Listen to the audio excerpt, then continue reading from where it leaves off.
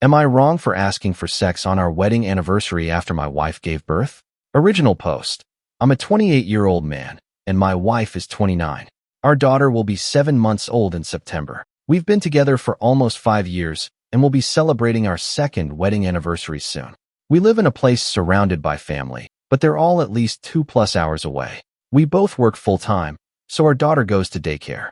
We have 3 cats, and while we make ends meet, we save a bit for small adventures or emergencies. My wife has PTSD from giving birth. She's scared that having sex might lead to complications or another pregnancy. Her pregnancy was high risk, but thankfully both she and our baby are healthy. However, our bedroom life has been a struggle. For 4 years, when we first started dating, we had sex 3 to 6 times a week. I felt better than ever, physically and mentally, but then something changed. My wife had an issue during sex once, and although her OB assured us it was temporary, things never went back to normal. She switched medications for birth control, ADHD, and depression, and her libido vanished. Note, I do not remember exactly what the name of the complication was. There were a couple of complications or excuses throughout 4 years. At one point, she had back surgery. At another point, she had vaginal surgery, which she fully recovered from in 3 weeks. And at another point, she changed her medications again. We got through all of it together, but there was still a lack of sexual intimacy all these years. Outside of recovery periods, she'd have a random excuse as to why she's not in the mood. At the end of the day, it was simple. Her libido appeared to have vanished. Note, my wife has never gotten a test for this nor seems to have any interest in doing so. For the longest time, my wife blamed her new birth control but refused to change it. We discussed our sex life with a marriage counselor, and my wife kept saying, "Once we get married, I can get off birth control, and my drive should come back." I asked for a couple of months of frequent sex before trying for a baby, but she always laughed or rolled her eyes. Our counselor suggested I masturbate, but it didn't help much. After we got married, we had sex twice in the 2 weeks we were off with just the 2 of us. At one point, we were stuck in a hotel during our honeymoon due to a hurricane, but she wasn't in the mood. I felt incredibly insecure. She eventually got off birth control, and our sex life improved slightly. We had sex once a month. When I asked if we could try something to boost her libido, she refused. Finally, she agreed to talk to her doctor. She changed her depression medication, and that's when her drive started coming back. We had sex about 3 times in a single month before we found out she was pregnant. It was July 2023. We were both very excited and happy to finally be having a baby. We jumped on top of each other, and it felt like we were going to have sex again, but out of nowhere my wife rejected me, gave no reason or explanation. During her pregnancy, we had sex 3 times. Once on our anniversary in September 2023 and twice in November of 2023. Since then, we haven't had sex, not once. There were several times she'd tease me as if we were going to but never did. It's been 8 long months now with no changes, and it'll be 10 months when we reach our wedding anniversary in September. Last weekend, we were on a road trip listening to the Two Hot Takes podcast. There was a story about a husband with a dead bedroom for 3 years. My wife noticed I was getting depressed and put her hand on my shoulder. After the story, she assured me she loved me, but needed time to recover from her PTSD. I was frustrated, as I know our bedroom has been dead for way longer than that. I had brought up wanting us to go to counseling, but she almost immediately changed the subject. A few days later, I brought up our wedding anniversary. I was hoping that we'd possibly be able to have sex if she consented to it. My thought was us staying in a hotel room with just the 2 of us. She just says, maybe, but we have our daughter now. I asked about having one of our mothers babysit for a weekend. She said no, that's too long to be without her.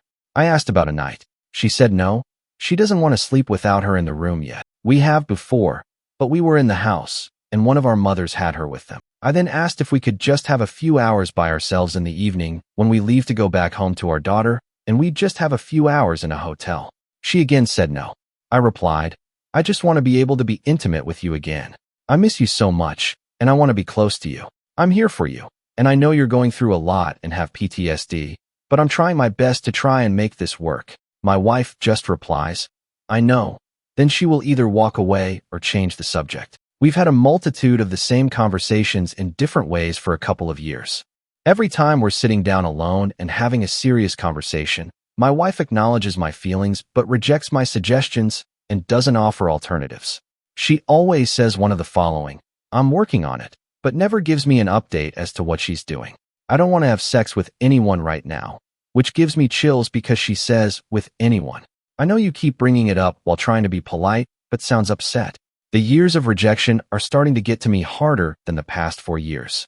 I have no intention of ever leaving my wife, as I love her so much, and she's my person. Sex is something that has proven to help both of our mental health when regulated, but now I'm not sure if things will ever be like they used to be, or even close. Am I wrong to ask for just a few hours for us to be alone to at least try to have sex on our anniversary? Ava has no consensus. Bot OOP received mixed reactions. Relevant comments. Comment 1, NTA. I will ask, is the resentment you are feeling right now greater than your love for her? Honestly, with how long it's been dead, anything she says is going to be an excuse. She has so many chances to fix it, but she doesn't want to. But of course, it'll get thrown back onto you. Wait until you hear, if only you did this or this. OOP. I wouldn't say it's resentment. I'd say I feel distant from her, just only sexually. My love for her is way above it, though.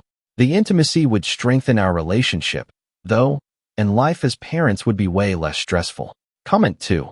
Honestly, I don't know what to say. Liam, obviously not the and you know it too, but really this is something she genuinely needs to properly focus on and get it checked out. This can't just be PTSD, because like you mentioned, this has been happening from way before. She's slowly killing you from the inside, and you both are too blind to see it. Liam, you want to stay with her because you love her, and I completely get it and praise you for it. But come on, you need to love yourself too. Just reading this, I can sense how depleted your self-esteem is. That can't be good. Liam, I've had issues with self-esteem since high school. I'm also autistic. Things that make one person sad, I feel devastated. Things that make someone happy makes me overly excited. In the past, I'd masturbate or work out to let off steam. Sex with her outmatches anything that's ever helped with my depression and anxiety. It's even helped with my OCD. Since I've been without it for so long now, I'm just more on edge when it comes to confronting people. It's very hard for me, so when my wife and I would have these conversations, it took a lot for me to get to that point where I could talk about it comfortably. Getting rejected afterwards just puts me back down. Update. I was shocked when I woke up this morning to so many comments. It feels great to be a part of a community with so many people. Thank you to everyone helping me through this. I have a legit update to my story, and I want to answer some questions as well. The first is actually about the first complication that happened when we were dating for about 6 months. I did some digging at my old messages and remembered she had gotten a cut inside of her from my fingernail. We didn't notice it until we were having sex, and it wasn't big enough to where it needed stitches. The medications were to prevent infection. Coincidentally, when she got the medications to prevent infection, my wife changed all her medications. They were starting to clash with each other, making her either have nausea, headaches, stomach pain, or she'd feel sadder than usual. Her psychiatrist helped her with her ADHD and depression medications, while her OB helped with her birth control. The mix of the three caused the symptoms, not the sex altercation. There were a few unfortunate times where I accidentally cut her again, but they all went away on their own and were very, very tiny. My wife told me it's fine, and she's content to keep going. With my eczema, I've had an issue with being very itchy pretty much my whole life. This made my fingernails over time super sharp. I have to cut them frequently just to not accidentally cut my skin. My nails chip every now and then, which also doesn't help. My wife has been very loving and understanding with this issue for me and has never judged me for it. Later on, the surgery she had was a small mass. At first, we thought it was cancer, but it was tissue. We got it out, and the recovery period was 3 weeks.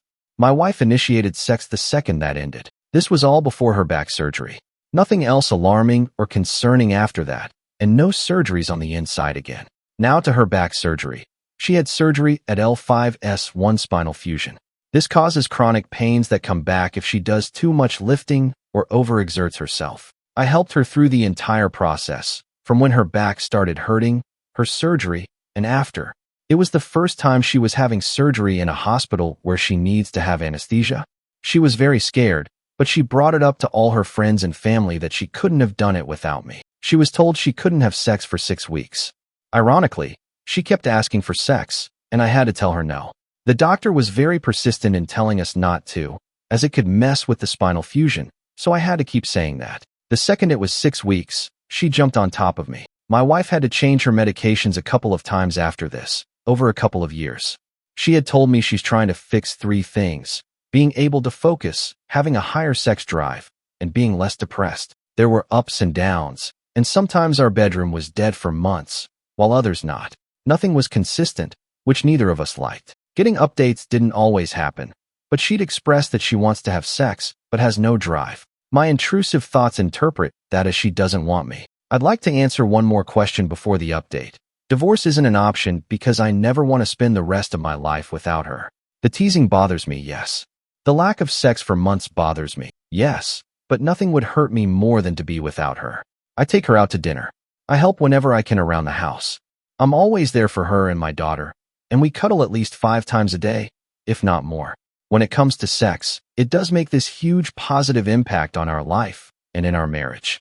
I will do whatever it takes to be with my wife and daughter for the rest of my life. Now on to the update.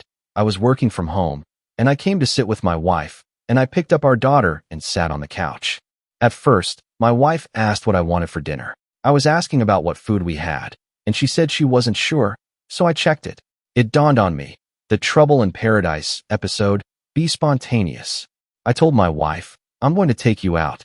I'd like to go on a date with you. She blushed and smiled and got very excited. We got dressed, and we went out, but I didn't tell her where we were going. A couple of years ago, our favorite Mexican restaurant had closed down due to a fire. It had a special meaning for us. It was the first place we had dinner when we moved in together. The restaurant had just reopened, and I took her there as a surprise. We had a lot of fun. We drank, we ate, and more importantly, queso. We had a chance to talk about sex. My wife brought it up first. She said she wanted to give me an update, saying she's starting to feel a little something again, but usually goes away when the baby cries. Our daughter is actually very chill, and we co-parent extremely well. My wife talks about me in public all the time, and so do even strangers. I get compliments about how great I'm doing when in reality, I have no idea what I'm doing. Anyways, I told her I had made a decision about the vasectomy and how I want to go through with it. She asked if I was sure and that I don't feel like she's forcing me to. I said she's not. I said, right now we need sex, and if we end up having another one, it'll be in 5 years or more. She asked if I'm sure, is there's a chance it won't be reversible. I told her that it's okay if it doesn't because we will find a way to have another one if we're financially able to. We have a plan. I have a doctor picked out, and my insurance looks like it's covering most of it and within our budget.